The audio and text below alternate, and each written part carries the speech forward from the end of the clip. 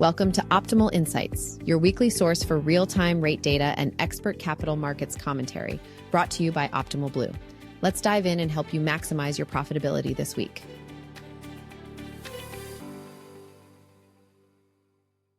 Welcome to Optimal Insights, your weekly source for timely market analysis and expert commentary from Optimal Blue. I'm your host, Jim Glennon, Vice President of Hedging and Trading Client Services at Optimal Blue.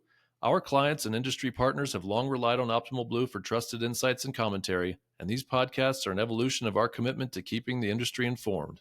Let's dive into today's episode. Welcome. We're recording this on Friday, May 23rd. It'll come out on Tuesday. Just trying to get ahead of the holiday weekend. We just want to, continue to keep you informed on what's going on. We've got some breaking news today that we'll talk about here in a little bit with Alex in terms of tariffs and some news in the finance industry. And then later on, we want to talk a bit about the MBA Secondary Conference, which was in New York City this week. Many of you attended that. And even if you didn't, we will help you with some themes that we saw, just a general commentary on how great that conference was. So we'll talk about that in a few minutes. But first, a little bit of data. OBMMI, we talked about this at the conference. All of us go to bed every night and hope that rates will be lower the next day, but we're not seeing that this week. Haven't seen that in quite a bit at this point. 6.9%. We've got the, between tariffs and the spending bill that's going through the House right now, just seeing upward pressure on rates. So we'll talk a little bit more about why that is with Alex.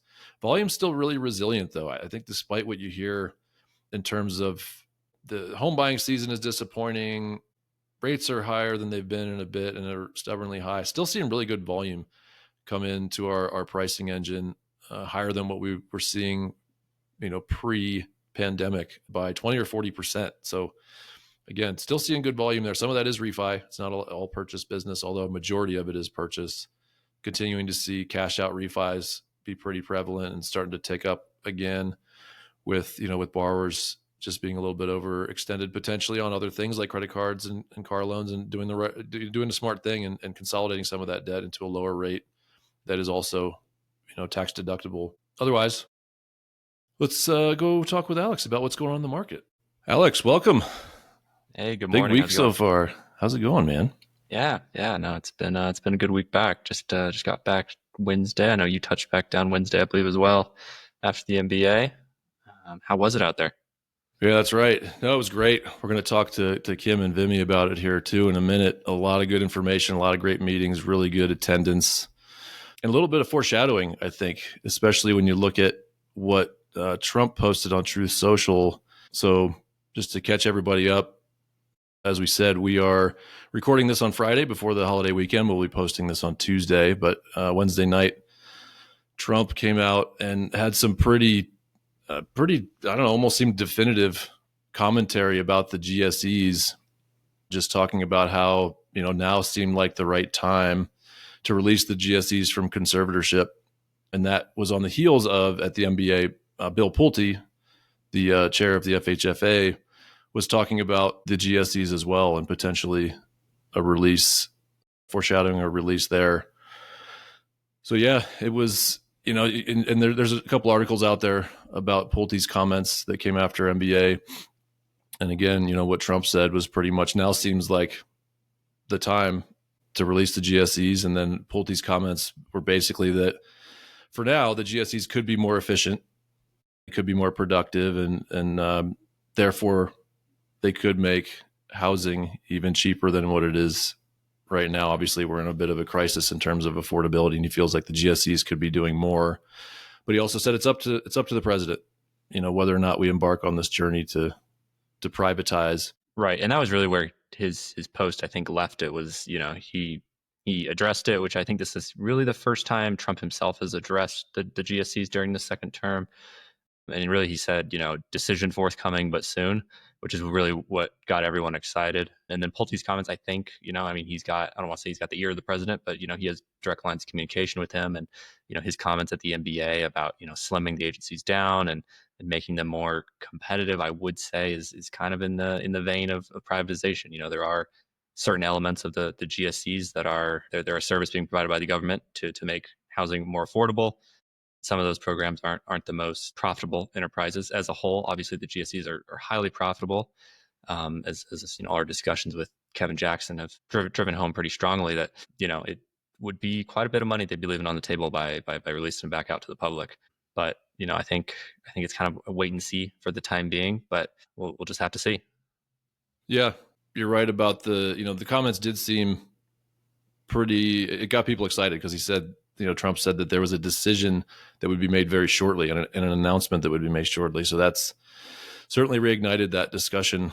And you would think that, Pulte speaking publicly shortly before that, he probably wasn't doing that out of school, right? There's likely been internal discussions, one could surmise. So, and yeah, they've both implied that, obviously the GSEs are super profitable, but they've implied that if they were actually hyper focused on profitability like they would need to be, if they're back in the hands of non-government shareholders, they may actually be able to be more productive. And then what we've emphasized and everyone's emphasized is some of the risks around privatization and around that news has been market disruption, right? And I think Pulte was careful to say and to emphasize that they, if and when privatization does occur, they'd be very focused on a safe and sound process to do that. So I think that they're both thinking, everyone in the administration is thinking in terms of not rocking the boat. They definitely have to do it right if they are going to move forward with it. But I think this administration of any since the crisis is the one to do it just from a philosophical standpoint. I mean, if you look at how buddy they are with a lot of libertarian think tanks, a lot of libertarian thinkers, those thinkers out in the Silicon Valley tech space, they're very pro free market, and so release would fall into that category. Right. All right, so more to come on that maybe by the time this airs, but we'll see. And the other thing that I was kind of reading about coming back from the conference related to the administration was the tax bill that's advancing right now. We were all watching rates at the conference and all obviously talking about how we hope every night when we go to bed that rates are going to be lower the next day. And unfortunately seeing rates drive a bit higher with, this tax bill advancing and just the realization once again that we're probably going to break through some spending thresholds and just continue to borrow to continue the general spending habits of our government that's gone on for decades at this point. Yeah, I mean, despite the pitch of the Congress members that wrote it, the bond market doesn't seem to like this bill too much. What really dominated, I think, the mortgage space and bond markets in general up through today, Friday, was really just worries and concerns about what this tax bill will do to the deficit. I mean, I think the deficit's really coming front and center. It feels like we have this conversation every 4 years or so. At a certain point, they're going to run up against debt limits. I think ever since like 2010, when the Tea Party, folks in the House really took them to the wall and down to the last minute on the tax bill. And so, I think the deficit is definitely something to be concerned about. Rates we saw this week were higher because of it. Yeah, we're close to 7% again on the OBMMI 30-year. So, hoping we don't cross that line, but it seems like we could, at least for a brief period before some of this stuff settles down. Yeah, but as of right now, the bill's passed the House very close. I think it was 217 to 216, something like that, passed by a single vote. It's on to the Senate now. From the headlines I'm reading, it's getting a little more of an eyebrow raise in the Senate, but we'll have to see. They do have the Republicans do have a majority there, and if they can whip the votes into line, they'll be able to put it onto Trump's desk, which they were saying they were hoping to do by the 4th of July. Right. There's other things in the news just this morning. There was some announcements or rhetoric around Europe now with tariffs. I believe I saw a 50% tariff that's going to go into effect in a week from now. Yeah, really playing hardball here. Another early morning True Social post from the president. Yeah, he's upset with the EU. They're really not coming to the table, in his words, and negotiating in fair conscience. So yes, he's said that a flat 50% tariff on the EU would apply beginning June 1st. That is, as of this recording, 5 business days away. They work over the weekends, those folks in politics. So it's really 9 days with the weekends built in. But that's not a lot of time to get a trade deal done. So definitely expect, some changes maybe back and forth in that space. But, 50%, I mean, that would leave the tariffs on the EU higher than the ones that are currently on China. And that being said, the EU as a whole, the EU is actually a larger trading partner with the US than China is. So definitely something to be concerned about there. Stock markets in both, the US and the EU have sold off on that news this morning. Right. More volatility on, obviously something's gone sideways there in those discussions, right? Or there's not been enough progress to the US administration's liking. So this is kind of a public shot across the bow, if you will. Right. I mean, I think what we were talking about or in previous podcasts was that, we have this July 7th, I think now, early July deadline for the tariff list that was released on April 2nd. He didn't move the goalpost out, which is what a lot of us thought, they just kicked the can if they couldn't get deals done on it. But what appears he's moved the goalpost forward here and just try and force him into a deal. So we'll see what happens. That'll be quickly developing for sure. Yes. All right. More on that maybe by the time this airs. Not a lot of big news releases this week, right? At least not in data. No, it's a pretty quiet week. Generally, that third week of the month is always pretty quiet, especially in regards to the data we watch specifically for the bond and mortgage space. Looking towards next week, we got quite a few that I keep an eye on. Kicking the week off on Tuesday, we've got consumer confidence.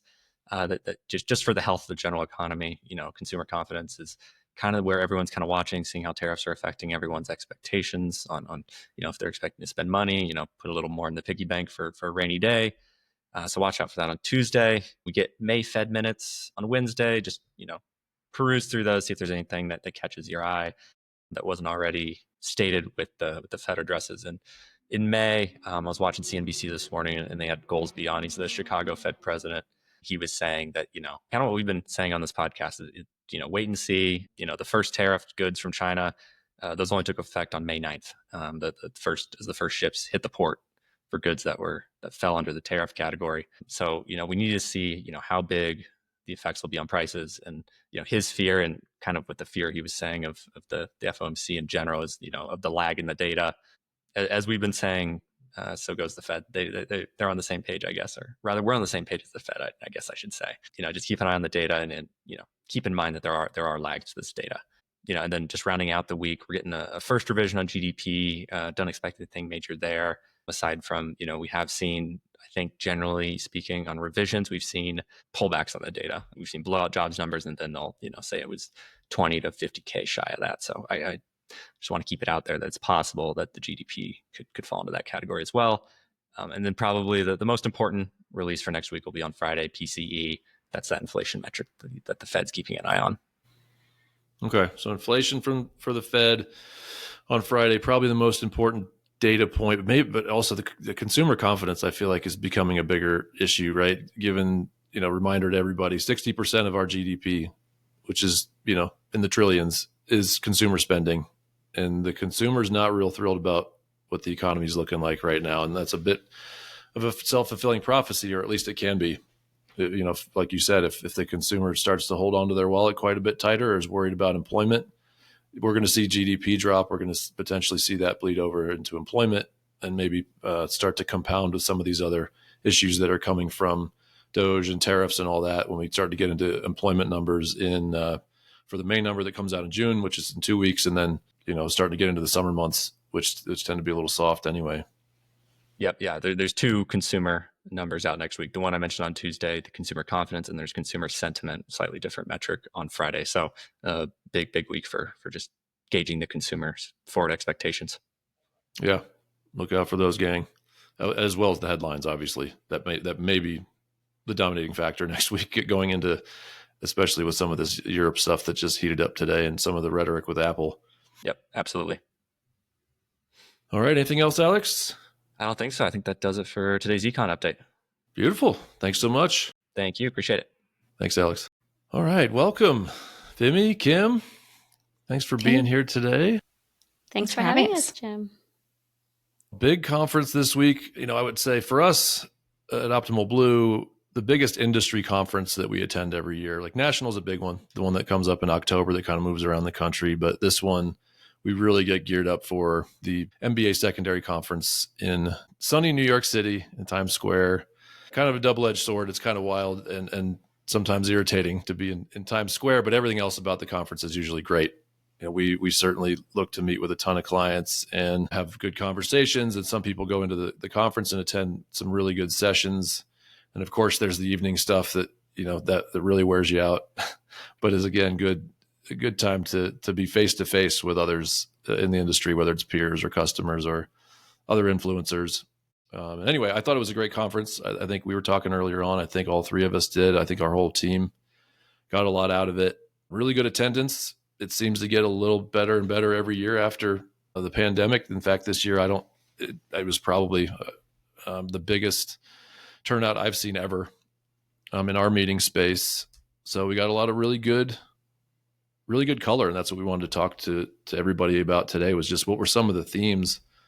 What were some of the things that mortgage lenders are talking about in terms of, what's been successful for them this year so far? What are their plans for the rest of the year? Kevin was talking to clients in some of our meetings about how are you going to define success this year, given that we continue to be in a bit of a flat, boring market in terms of just rates, but there's so much going on. Folks are getting really creative about how they're going to be profitable and how they're going to grow continuously into next year. So anyway, just wanted to riff on that a little bit and just kick it off with Vimi and Kim, your thoughts, or what you thought maybe were some of the top themes that you noticed in some of these meetings. Vimi, why don't we start with what you were hearing from, you deal with a lot of MSR clients, but also a lot of pipeline clients and just OB clients in general. And what were some of the big themes you heard? Yeah, for sure. So I would say the thing that stood out the most to me this year was actually a comparison to last year, and that in all of the meetings we attended last year, there was this consistent theme, and I almost want to call it like a hashtag slogan, where everyone sat down and said, "Survive till 25." Like, that's what we're trying to do. And so it was really great to see, that most of our clients did survive until 25, and we got the chance to catch up with them, and that we didn't see that same sentiment for next year. So I found that to be very positive. Right. So we made it. Is the comment there? We made it. And now folks are looking to get more creative and not just try to keep their head above water and stay profitable. Yep. And there are lots of sub-themes to that, right? So one of them, of course, is, again, another theme that we've seen over the last few years, but the focus on technology, specifically AI, which I'm sure our followers know that at Optimal Blue, we take very seriously, and we've developed a lot of AI functionality.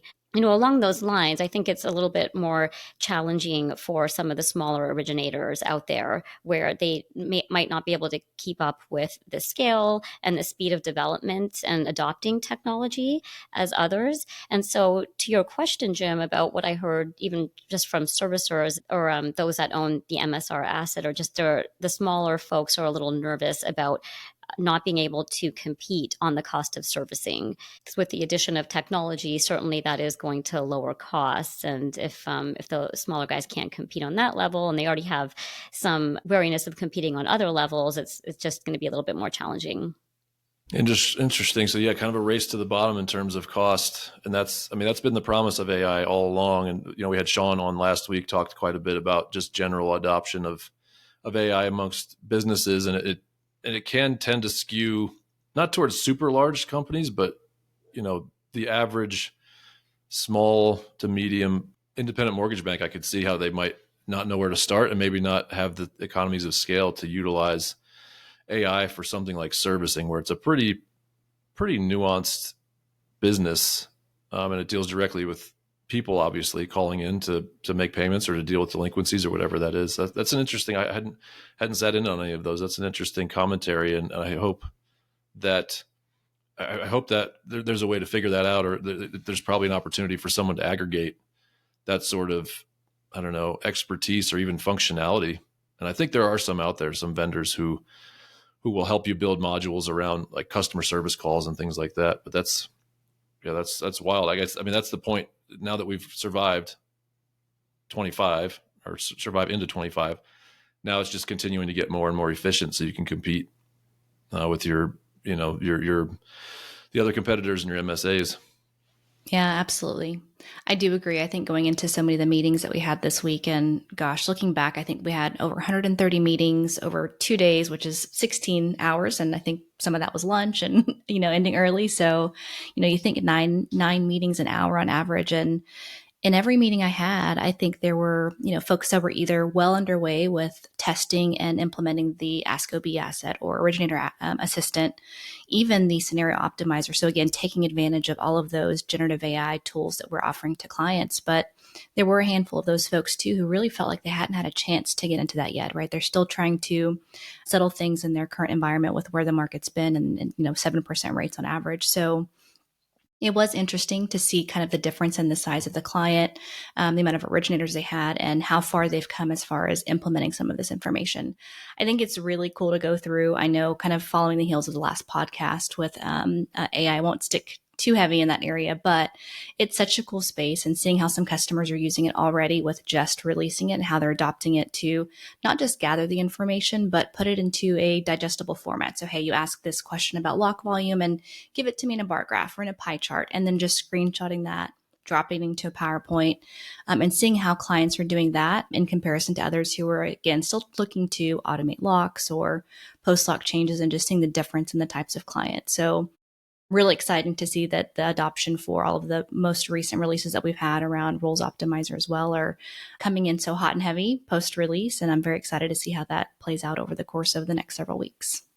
Yeah, that's great point. On the origination side of the business at Optimal Blue, we've certainly put a ton of AI tools in the hands of our clients just over the last few months, as you mentioned, and we talked with Sean a little bit. It's the Ask OB feature, the originator assistant on the origination side, and then hedging as well. We have a ton of good AI assistant features in Compass Edge that we've been tuning every 2 weeks when we have a release, and continuing to train those models. But at this point, they're becoming big efficiency gainers for our clients. And I think as people kind of wonder, where should I start with AI, right? Besides a little bit of maybe Chat GPT in your own life, helping write emails and format proposals and things like that. It's some of these features that are built into some of the products you use every day, like Optimal Blue. As a if I'm a loan officer, I hopefully have already learned how to use the originator assistant or Ask OB. If not, I'm after this podcast, I'm asking around about it, or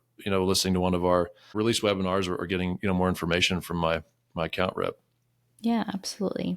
I think it's been interesting to see the change in volume. I think I've attended MBA Secondary for at least the last 7 or 8 years, and seeing the dynamic in the volume that happens or the amount of meetings we've had. And I agree, Jim, I think we had probably the largest amount of meetings this year that we've had in some time, even with where the current market is. It was exciting to see. Definitely. No, it's been a good recovery. It's good to see New York City bustling again. I think the last couple of years have been decent, but the year or two after COVID, it was still a little bit eerie and slow. Yeah. Not just in the meetings, but just in New York City. But it really feels like it's a madhouse, at least in the area we were in, which maybe is not the best example, but still, it felt like there was good energy, I think, around New York, but also around the MBA. I agree. So AI was a big theme for sure. It felt like also there was some creativity going on with new products, right? Or at least an appetite for it. Some people you talk to, they'd already started to go down the road, and other clients were asking, where should I look for things like non-QM for ARMs, right? Still looking for that magic bullet that's going to make affordability improve, even with long-term rates projected to be, for at least for a 30-year fixed, in kind of the 6 to 7% range. Vimi, you were in a lot of those meetings as well, and we've all talked since the conference, and I think people had a lot of questions about non-QM, whether it was who should I sell it to, how should I hedge it, and then we even had some folks ask, how can I create my own non-QM products and start buying them from other originators, because I'm hearing these originators ask those questions, right? So, did you get the feeling there were more questions about non-QM and ARMs, or answers, or a little bit of both? I would say a little bit of both, for sure. Certainly a lot of questions around hedging strategies, definitely a unique product to hedge. And of course, we at Optimal Blue are thinking of ways to advise our clients on how to hedge that. And we're starting to think of unique options, like using mortgage rate futures, for example. As we've talked about on the podcast before, we've worked with the CME to develop a mortgage rate future that's based on the OBMMI.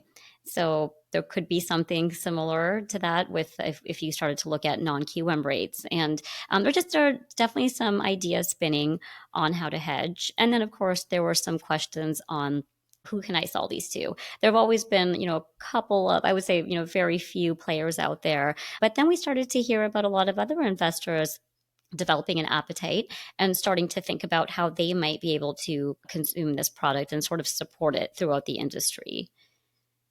Yeah, it feels like the proliferation of non-QM or non-conforming or any of these non-agency kind of products has been just difficult to get off the ground the last few years. And it's a chicken and an egg thing a little bit.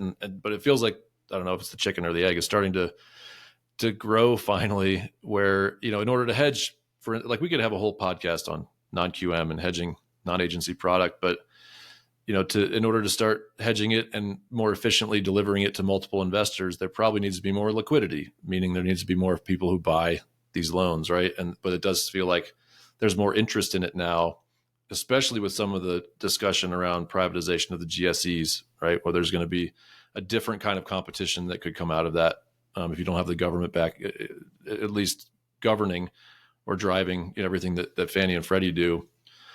So yeah, it feels like an exciting time there. It just has not quite lifted off yet. But yeah, we've had a lot of people come to us and say, we know your analytics can handle building price models and then hedging to those. And we're pretty excited to help folks out with that. And there's a lot of money that feels like it wants to pour into backing those kind of loans and those kind of securities. For sure. And another interesting comment that I had heard too were that clients are starting to consider selling non-QM on a bulk basis, which hasn't traditionally been the case. So we know of a few folks that are doing that. And I just think that, to your point, Jim, like the industry is very good about figuring out outlets and creating liquidity, just all in the whole spirit of helping home ownership. Yes.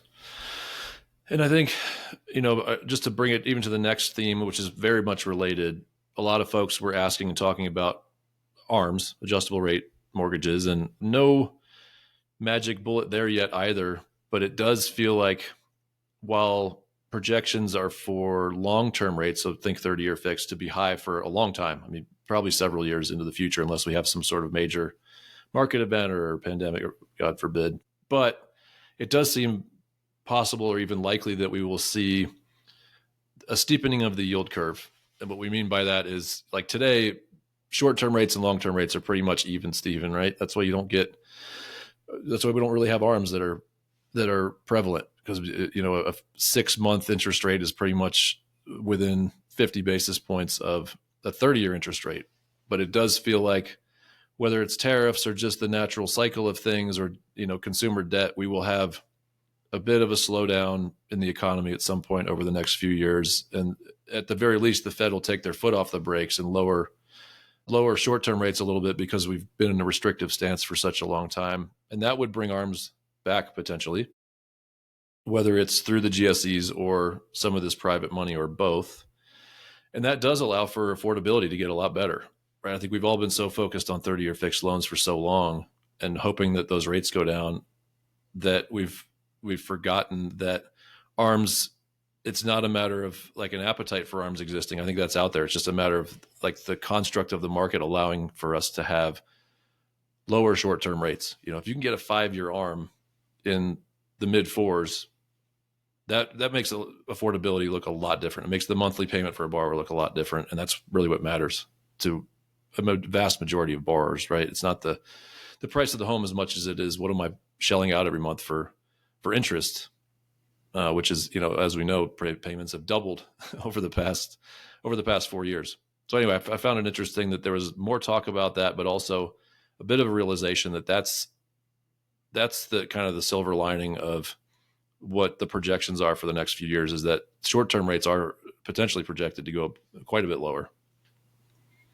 Yeah, and you bring up a good point too about affordability, because I think we're all aware that there is a lot of apprehension around what the current administration might do with the existing affordability programs. That has been such a boon for, first-time home borrowers, for example. And so if those programs do go away, it's nice that there's this sort of organic affordability option out there with ARM production. Right. Yeah, that's another good point. The affordability piece, the affordable housing, like these specific programs. I think Pulte commented on that in his discussion with the MBA, and it was in a couple articles that were written where he implied, I believe he said something along the lines of, if it's not in the law, then it goes away. So basically some of these, potentially implying that some of these programs that were kind of invented over the past 5 to 10 years or since conservatorship could potentially go away because they're not directly stated in the laws that created the GSEs. Right. Yeah. And he was very particular not to give too much away, though, too, which is interesting. So as you said, we can infer from it, and then we shall see, maybe through another tweet, what happens. Yeah. No, that's always good form, I think, for anyone in the administration, other than the president. I think the president could pretty much come out, because he's making the decisions, come out and kind of state what the new facts are going to be. But even in this administration, they're pretty close-lipped on actual moves until they make them. And the GSEs have kind of done the same over the years, which is prudent and makes things fair, for the industry. Absolutely. Yeah. Mm-hmm. Kim, anything else that you were seeing as major themes in your meetings with customers, or just, as you walked through the conference? No, I agree. I think non-QM was huge. I also think there was some more uptick in conversation around home equity lines of credit. I think that kind of falls in line with the home affordability, right? Having the opportunity to, at rates where they are today and peaking, giving borrowers the opportunity to pull equity because credit cards are probably maxed and they're trying to draw equity out of their home. And I think we're going to see some more action in that realm. So eager to see how the rest of 2025 plays out and see where we go from there. Agreed. Vimi, any other observations from MBA Secondary? Yeah, a couple. So just again, with respect to MSR values are still sky high, really no immediate decline on the horizon, just given that the value is tied so closely to interest rates. And then, of course, there was a lot of continued talk about what the rocket acquisition of Mr. Cooper looks like and how that, could cause disruption in the industry and allow other servicers to gain share. It could force consolidation in the industry for other large originators. There's lots of a potential that is still quite early on after the acquisition, but there's a lot of curiosity about what this means on a longer term basis. Yeah, I mean, that was, again, huge news that had come out not too long before the conference. And yeah, I mean, right now, business as usual with our friends at Mr. Cooper and Rocket, but they're going to create the largest, mortgage real estate Redfin thing on earth here over the next, over the coming months. It'll happen, it should close this year. So we'll see how all that pans out and what that means for their competitors and what that means for, it could be a big deal for servicing, the servicing between the largest, even the independents in this country is in the trillions. So that's a major cruise ship that could change direction. Yeah, we saw very shortly after that announcement, United Wholesale Mortgage announced that they were bringing servicing in-house. So I imagine we're going to see a little bit more of that as well, with certain servicers might be apprehensive about using Mr. Cooper as a sub-servicer. And then one final comment I have. This is very outside of the traditional mortgage topic, like production and volumes and AI. But I would be remiss if I didn't comment on this. But I heard a really interesting piece of intel related to footwear. Okay, do tell. So there is a company out there that has actually designed a shoe that is targeted specifically for women in mortgage. So not just women, but women in mortgage. And I found this fascinating. I did like their slogan. It was break barriers and build futures. I was like, well, I guess Optimal Blue could agree with you guys on that. So yeah, for sure. And Kimberly, you can certainly agree that it's a little more challenging for us women who are walking around in the heels. And absolutely. So targeted footwear is a good idea. It takes a few days to recover from New York, for sure. For my feet. Did they look pretty comfortable? Are they? I mean, would you wear them? Oh, that's a tough question. You don't have to answer that. Well, I'm not a brand ambassador. I'm not an influencer. So I am okay giving you my candid opinion. And I do not think I would wear them. Oh, I also agree with Vimi. Well, I'm still going to check them out. And yeah, maybe just in time for Christmas. So maybe I'll find someone that would want to wear them. There you go. I'll send you the link after this.